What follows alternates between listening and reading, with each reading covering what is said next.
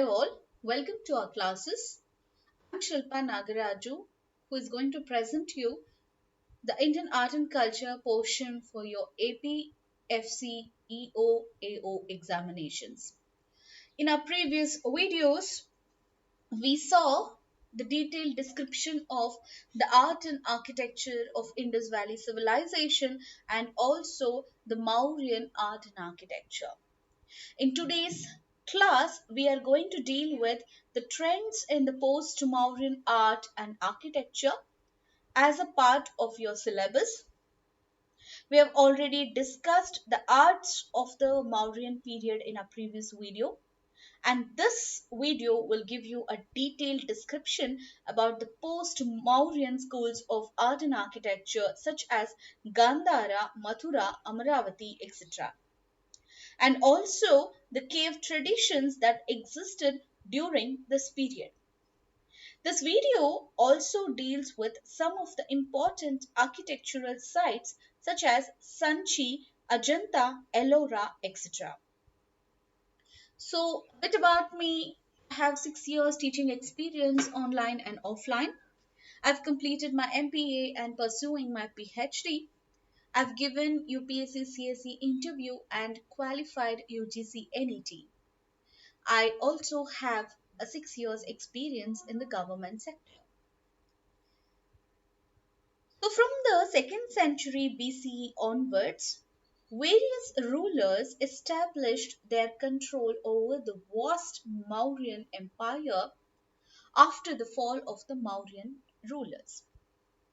In the North India, we saw the rise of Shungas, Kanvas, Kushanas, Shakas, and the Guptas.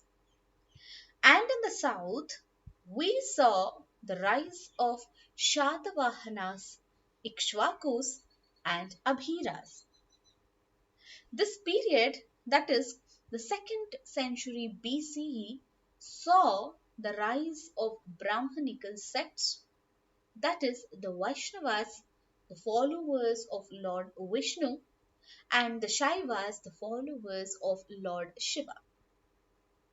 This period saw the prominent rise in the rock cut architecture. Art of sculpture reached its climax.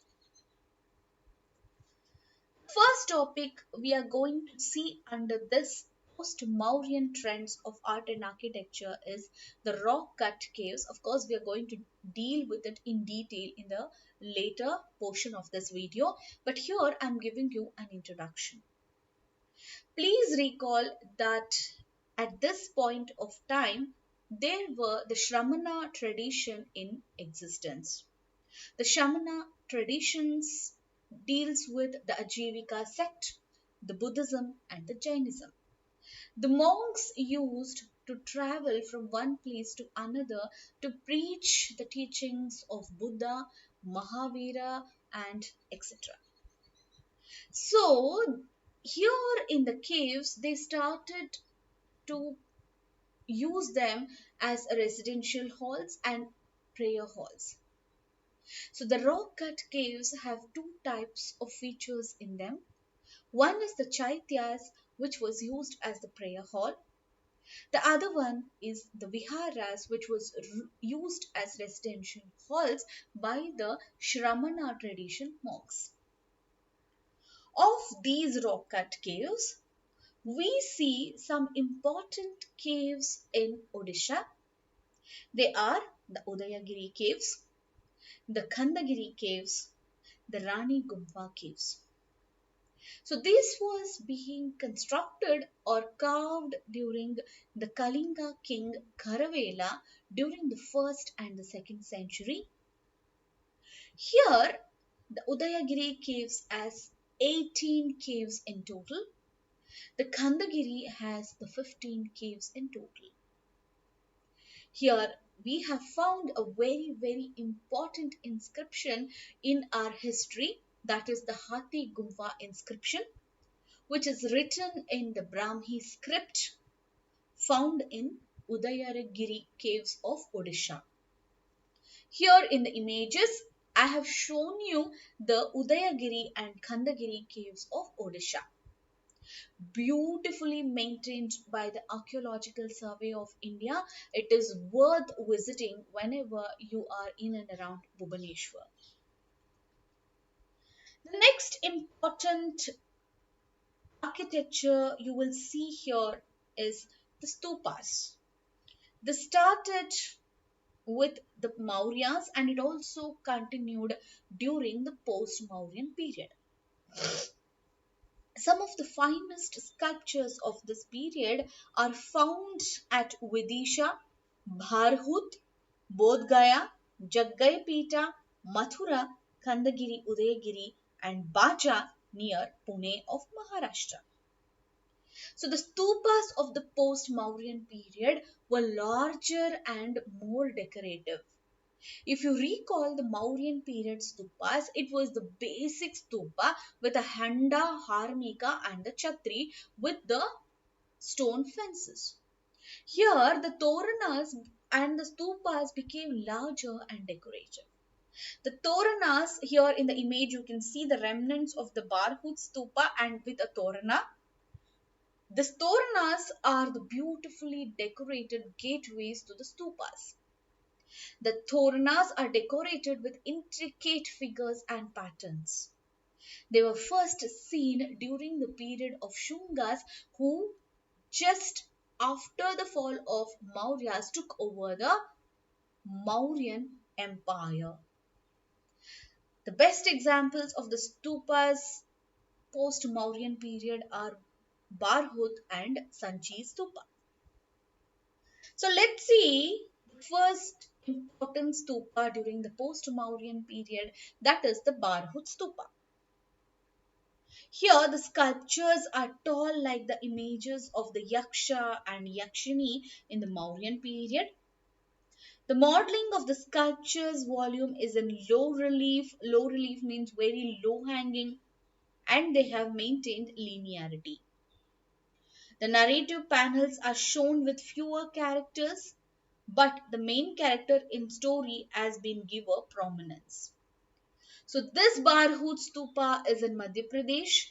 Very tall images of the Yaksha and Yakshinis. Narratives are found. A very important narrative is Queen Maya Devi's dream, which is seen in the first picture in the right side of your slide. Here the queen is reclining on the bed, whereas an elephant is shown on the top heading towards the womb of the queen, Maya Devi. On the other hand, the depiction of a Jataka story is very simple. These Jataka stories became part of the stupa decoration from the time of Mauryas and it also continued post Mauryan period. With the rise in the construction of stupas in various parts of the country, regional stylistic variations also began to emerge. The next important stupa is the Sanchi stupa. It is the next phase of cultural development. This also was contemporary to the Mathura and Vengi stupa construction. The stupa one at Sanchi as upper as well as lower Pradakshinapada or the circumambulatory path. It has four beautifully decorated toranas or gateways depicting various events from the life of Buddha and Jataka stories. The figure compositions are high in relief, filling up the entire space. Please remember Barhut as low relief narratives, while Sanchi as the high relative compositions. The depiction of posture gets naturalistic and there is no stiffness in the body. Advanced carving technique has been seen in Sanchi Stupa. Also here you have the Ashoka's lion capital and you see the images of Shalabanjika. It is a World Heritage Site. See here in the right side, the lower image is the Shalabanjika. Shalabanjika means a woman who is holding the branch of a tree. It is seen as the symbol of fertility. So this is a World Heritage Site and it is one of the three main stupas. It is a finest example of stupa architecture and is known for the carvings on its toranas or the gateways. Originally, it was a small brick structure which expanded over a period and was covered with stone vedika, that is the fence, and the toranas. So two pradakshina pathas are there, the upper and the lower one. The four gateways are decorated profusely with the sculptures. Here, Buddha is shown symbolically as an empty throne, feet, chatra, stupas, etc. Okay, this is the oldest stupa. From here, we will learn about different schools of sculptures which developed during this post-Mauryan period. The first being the Gandhara school of sculpture. Gandhara, which is now in Pakistan, Mathura in UP, and Vengi in Andhra Pradesh emerged as important centers of art post-Mauryan period. Buddha, which was in the symbolic form, got a human form in Mathura and Gandhara. The sculptural tradition in Gandhara had the confluence of the Bactria, Parthia, and the local Gandhara tradition. The local sculptural tradition of Mathura became so strong that the tradition spread to other parts of North India. The Buddha image here is seen as depicted sitting. So, this is seen in the Western Punjab, also known as the Greco-Indian school of art, with a prominent influence of the Greek and Roman sculptors. Emperor is depicted in a very divine form. You can see the Buddha in the Gandhara school, wherein the hairdo and the muscular feature and the draping of the cloth, everything has the influence of the Greek and Roman. You can see in the image down the yakshas and the yakshis, shalabanjikas, etc., carved around the sculpture of Buddha. Next important school of sculpture here during the post-Mauryan period is Mathura. This emerged on the banks of Yamuna. It is mainly influenced by Hinduism, Buddhism, and Jainism.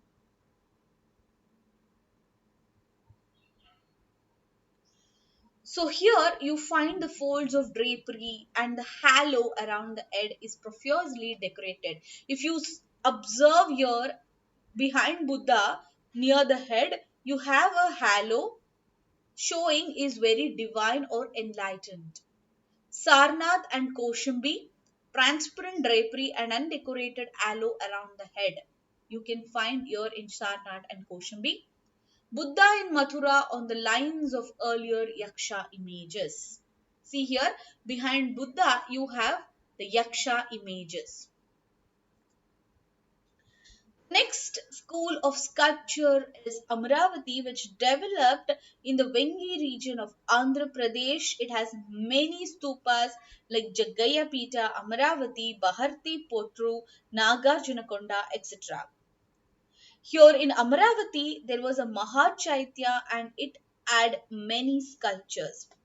Like the Sanchi Stupa, Amravati Stupa also had a Prathakshinapatha enclosed within a Vedika. Vedika is the stone fence on which many narrative sculptures were depicted.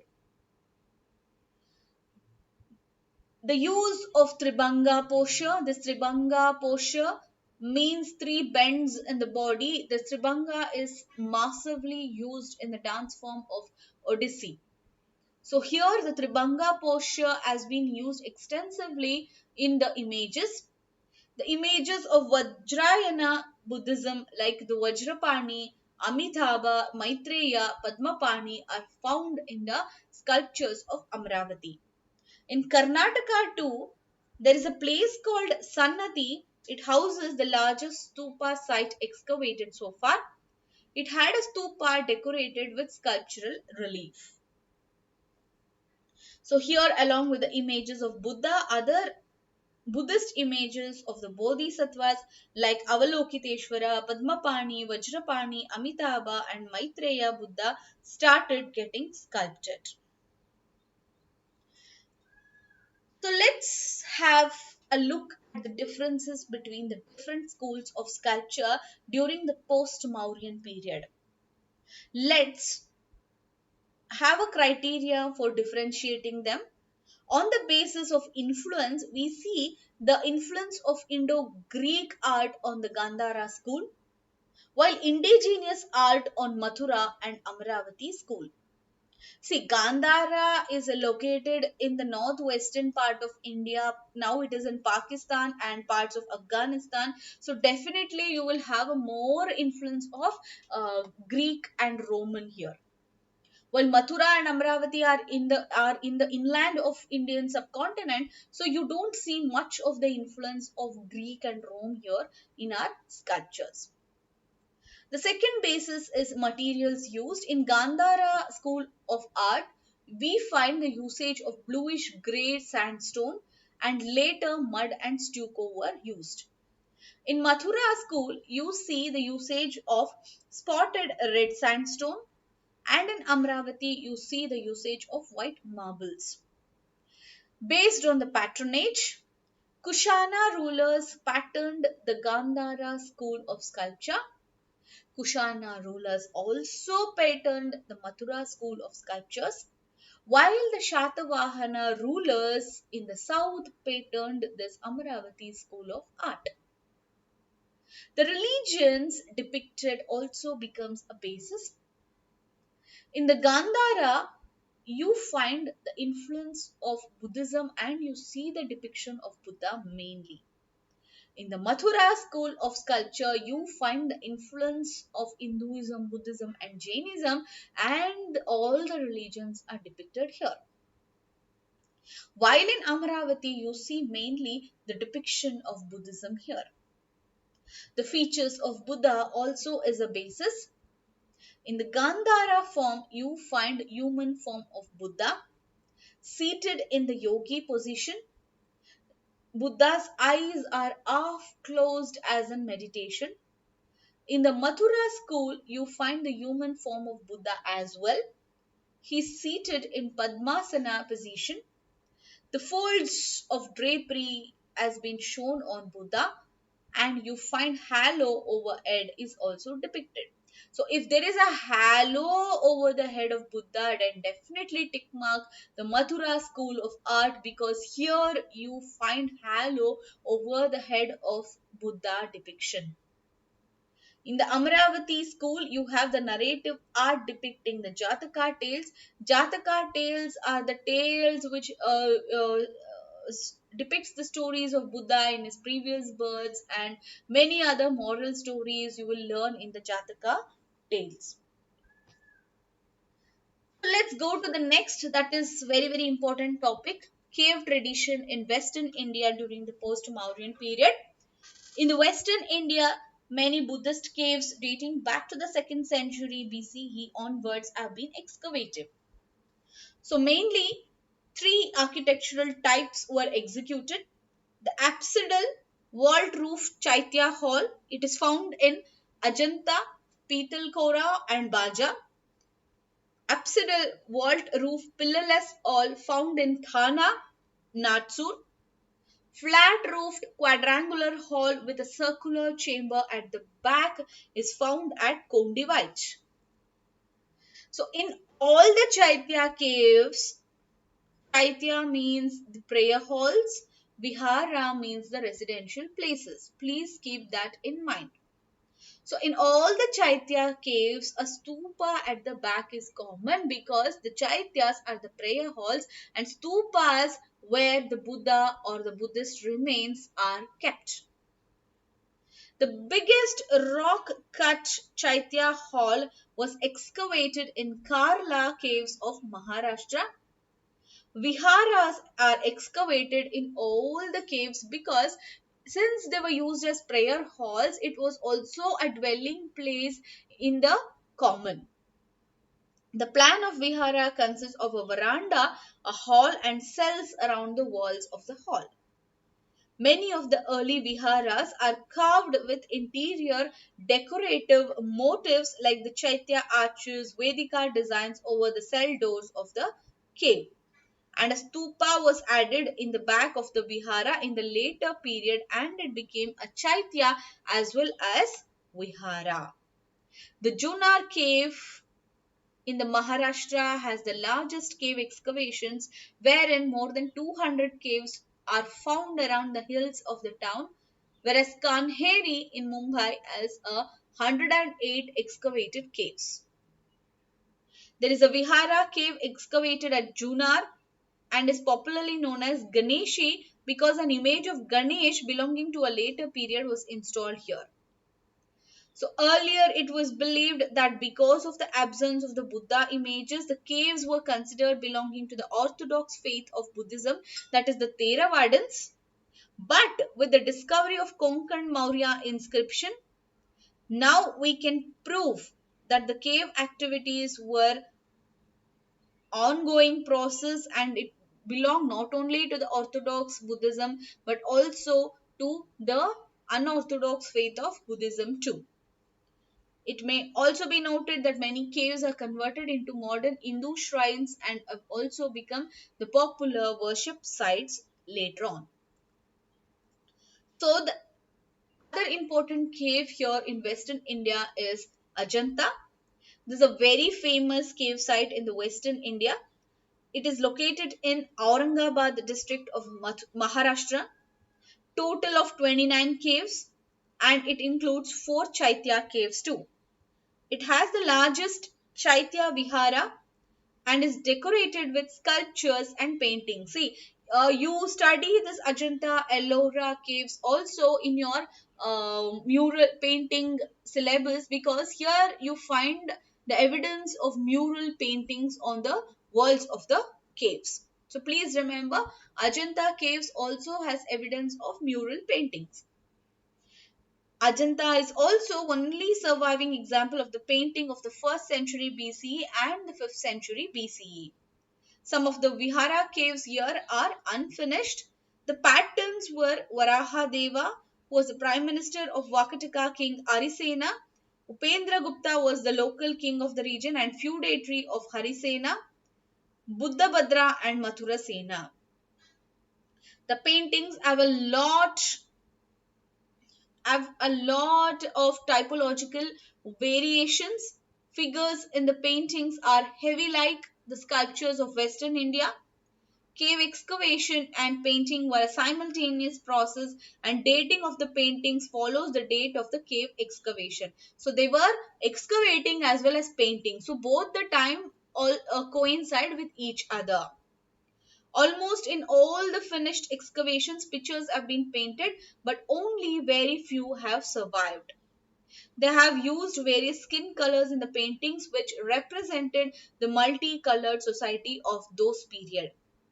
The themes of these paintings were events from the life of Buddha, the Jatakas and Avadanas. The images of Padmapani and Vajrapani are very common in Ajanta.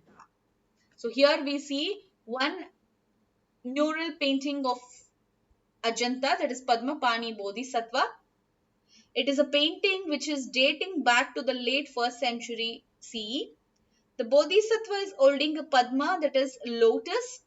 He has large shoulders and has 3 bends in the body, creating a movement in the picture space, that is the Tribhanga. The modeling is soft and the outlines are merged with the body volume. It creates the effect of 3-dimensionality. If you see here, you can see the 3-dimensional figure in this Ajanta cave painting of Padmapani Bodhisattva. They have used light red, brown, green and blue colors. On the other side of the image, Vajrapani Bodhisattva has been painted here. See, this is Padmapani Bodhisattva. On the other hand of this Padmapani Bodhisattva, they have painted Vajrapani Bodhisattva. Here in Padmapani, he is holding lotus, while in Vajrapani, he is holding the Vajra. So Bodhisattvas are painted as shrine guardians. Similar pictures can be seen in other caves too. One more important sculpture here is Mara Vijaya of Ajanta cave number 26. Here the theme of Mara Vijaya has been painted in the caves of Ajanta, but it is in cave number 26. The panel here shows the image of Buddha in the center surrounded by Mara's army. The event is the part of enlightenment and Mara represents desire. It is the personification of mind which the Buddha went through at the time of enlightenment. If you see, Buddha here is showing his hand towards the earth. He is showing his right hand indicating towards the earth as a witness to his generosity. The image of Mara is shown contemplating how to disturb Siddhartha, the name of Buddha, before enlightenment. So this is about Ajanta caves. Next important caves we are going to read is Ellora caves. It is located in Aurangabad of Maharashtra. It is located 100 kilometers away from Ajanta. You find here 32 Buddhist, Brahmanical and Jain caves. It is unique art historic site in the country. It has monasteries associated with three religions dating from 5th century CE onwards to 11th century CE. It is also unique in terms of the stylist eclecticism, that is the confluence of many styles at one place. There are 12 Buddhist caves having many images which belong to Vajrayana Buddhism. Buddhist caves are big in size and are of single, double and triple storied. The triple story of Ellora is a very unique one and is not found in any of the Ajanta and other caves which is found in the similar period. The pillar designs grow from the Buddhist caves, and when they reach the Jain caves, they become very ornate and the decorative forms gain heavy protrusion. Most of the caves are Brahmanical faith and mainly dedicated to Shaivism. The different avatars of Vishnu are also depicted in the Ellora caves.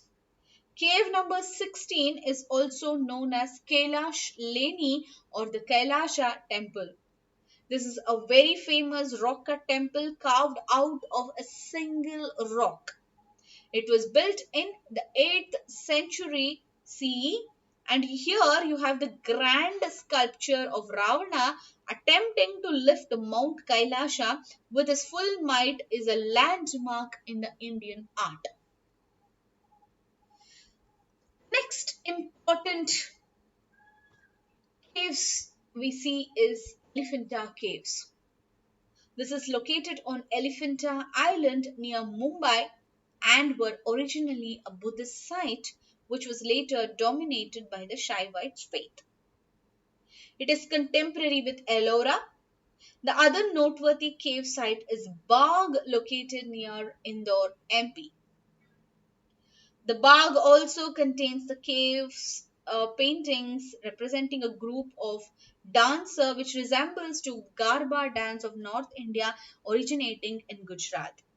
The tradition of rock cut cave continued in the Deccan and they are found not only in Maharashtra but also in Karnataka, mainly at Badami and Haihole. They executed under the patronage of Chalukyas, in Andhra Pradesh in the area of Vijayawada, and in Tamil Nadu mainly at Mahabalipuram under the patronage of the Pallavas, which we will be reading about it later. When the early history of the country depends on collective public patronage, the post 6th century CE depends more on the political patronage. Okay, now we will see the cave tradition also in eastern India. Like in western India, the Buddhist caves have been excavated in the eastern India as well, mainly in the coastal regions of Andhra Pradesh and Odisha. In the earlier part of this video, we saw in Odisha the Khandagiri, Udayagiri and Rani Gumfa cave mentioned. So one of the main sites in Andhra Pradesh is Guntupalli in Eluru district. Guntupalli is among unique sites.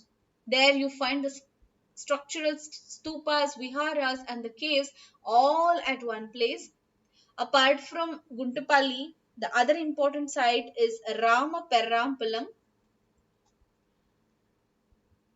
and in Ankapalli near Vishakhapatnam, a huge rock cut stupa was carved out of the hillock, which was during 4th and 5th century CE. It is a unique site as it has the biggest rock cut stupas in the country. Another important cave site is the Udayagiri Kandagiri caves located in Odisha. These caves are scattered and have the inscription of Karavela kings. And according to the inscription, the caves were meant for Jain monks. There are numerous single cell excavations here. The upper part of the cell is decorated with a series of chaitya arches and narratives that still continues in the folklores of the region. Thank you so much. Before ending the class, I will just have a recap here, wherein today in our class we have studied about post-Mauryan art and architecture. We saw the rock cut caves in the Udayagiri and Khandagiri of Odisha. We learnt about the stupas during the post-Mauryan period, Barhut stupa, Sanchi stupa, and different school of sculptures which developed during this period, that is the Gandhara, which had the Greco-Indian school of art, Mathura, which was on the banks of Yamuna, influenced by Hinduism, Buddhism, and Jainism. Here, one important feature what you have to remember is the halo around the head of Buddha. Amravati Stupa under the patronage of Shatavahanas, and they have used the Tribhanga posture mainly maybe because of the Odissi dance influence in this area. So please remember the differences between the Gandhara, Mathura, and Amravati schools of sculpture. Also discussed about the cave tradition in Western India, and that we saw the caves of Ajanta, the painting of Padmapani Bodhisattva, Mara Vijaya sculpture, Ellora caves, Elephanta caves, and also the cave tradition in Eastern India with Udayagiri, Khandagiri, and the Rani Gumpha caves. So we will continue our art and culture classes in the next sessions. For today, thank you so much. Have a nice day and keep revising. Thank you.